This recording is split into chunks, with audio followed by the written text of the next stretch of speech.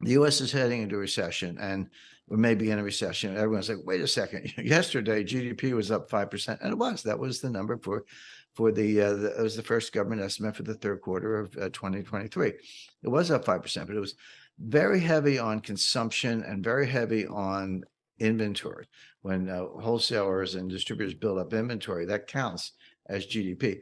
Well, it's fine to build up inventory if people are buying the stuff, but if they don't buy the stuff and you're up to the rafters in inventory, you got to start writing it down. This is where you see, you go to the Gap and you get like 10 shirts and 5 pairs of jeans for $30. I mean, the inventory situation comes down to the consumer. Are people buying stuff? Welcome to INVESTOSITE. Jim Rickards delivers a stark warning about the US economy, highlighting signs of an impending recession. Despite recent GDP growth, heavy reliance on consumption and inventory buildup suggests trouble ahead. With consumer spending slowing and indicators like gasoline consumption dropping, Rickards advises reducing stock exposure and increasing cash holdings. He suggests sectors like energy, defense, and mining as safer bets, while advocating for Treasury notes as interest rates are expected to decline. Find out why Rickards believes rates have peaked and why a recession might be on the horizon.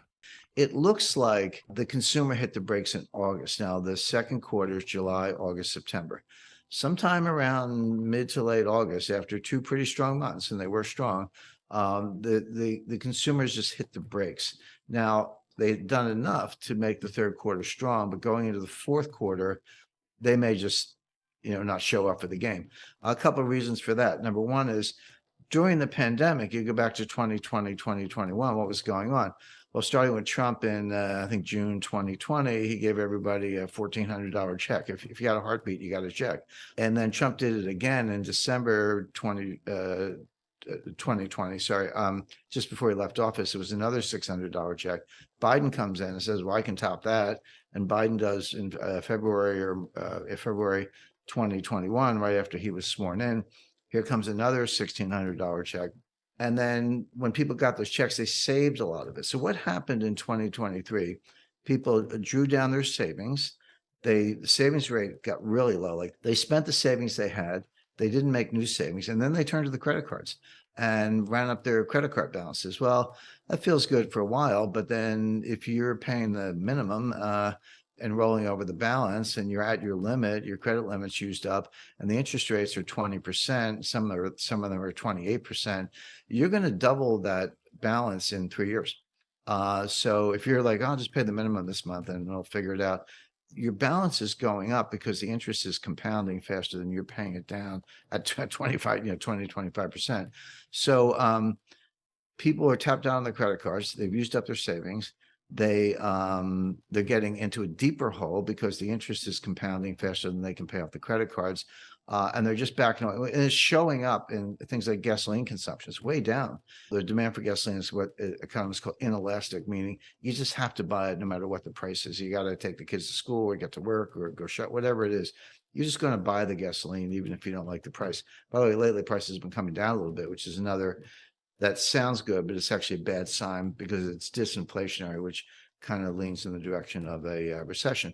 But for gasoline consumption to drop, forgetting about the price, that means people are not driving. They're not going on vacation. They're not doing road trips. They're not driving any more than they have to. There are a lot of other signs. We don't have time to get into all the technicals with negative swap spreads and inverted yield curves and all the rest. But it does look like the consumer slammed on the brakes around late August, early September. The fourth quarter could be a disaster.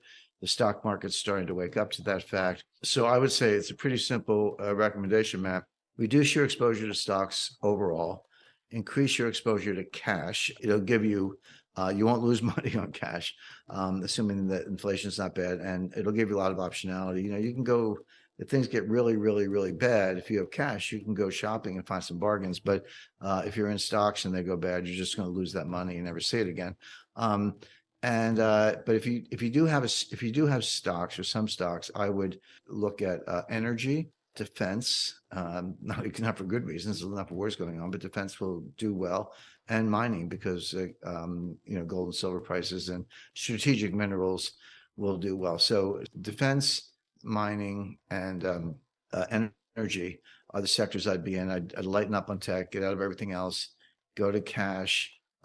Treasury notes look attractive here because interest rates are going to start to come down. I know they've been going up. I get it, but it looks like they peaked and have turned around. So Treasury notes, a good 2-year note, a 5-year note, will perform very well, and they're very safe, obviously.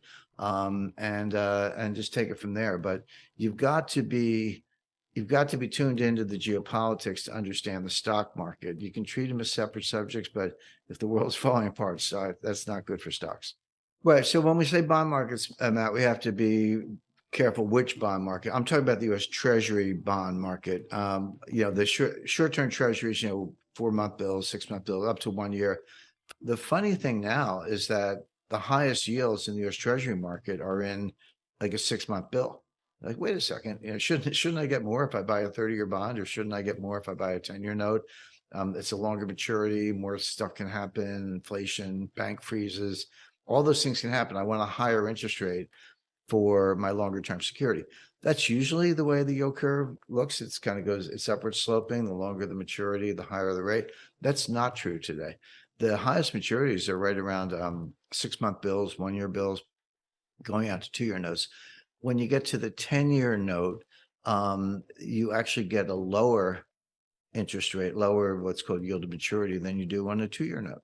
The interesting thing about 2 years is you get a high rate, but it's less volatile than a 10-year note. It's more liquid. And 10-year notes are pretty liquid, but 2-year notes are very liquid.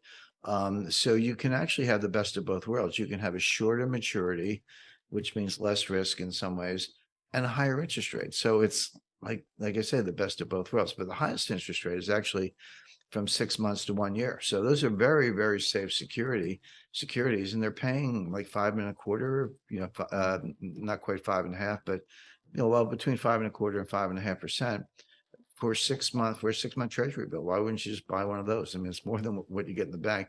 Now, the answer is, well, yeah, Jim, that sounds good. But if interest rates go up even more, you're going to lose money on your capital. The value of the note or bond will go down if interest rates go up. That's bond math 101. Rates go up, prices go down. The opposite is true. Rates go down, prices go up. So you can make or lose money, but that inverse relationship kind of throws a lot of people, but that's just how it works. So yeah, buying a 2-year note that yields about 5.1%, very liquid, very safe, good return, more than your bank will pay you, more than most stocks will pay you. Why wouldn't you do that? Well, the answer is, if you think the 2-year note is going to go to 6%, you might not like it, because you're going to, if you hold it for 2 years, you'll get your money back. But if you want to sell in the meantime, you're going to have a capital loss on the note itself. So therefore, the next level of analysis is, well, what's going to happen to interest rates? Everybody wants to know that. In my view, they've peaked. They're going to come down. And if you like that action, you might prefer the 10-year note, because a longer maturity has a higher, not to get too technical, it's called DV01, dollar value 1 basis point. What it means is that, so interest rates come down a certain amount, 25 basis points, 50 basis points, or whatever. And I said bond prices go up, which they do. But how much do they go up? Well, the answer is, the longer the maturity, the more they go up. They're more volatile. And so the 2-year note's a really attractive piece of paper, very safe. You get your money back, liquid, you can get out of it, etc. The only reason not to buy would be if you thought rates are going to go up. I don't. I think they're coming down from here on out. But if you accept that view, then the 10-year note is going to have the biggest capital gains. Now, again, it's riskier. When I say risky, I'm talking about market risk. I'm not talking about credit risk. You are going to get your money back, but from a market risk point of view, if you had to sell it, a year from now or 6 months from now, for that matter, if rates go up, you're going to lose a little money on the value of the note itself. But if rates come down, not only do you get the 5% interest rate, which is sweet, but you're going to have a capital gain on the note, because that's what happens when rates come down. So the big question is, have rates peaked? And I would say they have. And I base that on what I said earlier about the economy. If we're going into a recession, we're going into a slowdown, we're looking at all kinds of geopolitical risks, stocks are coming down, then interest rates are going to come down too.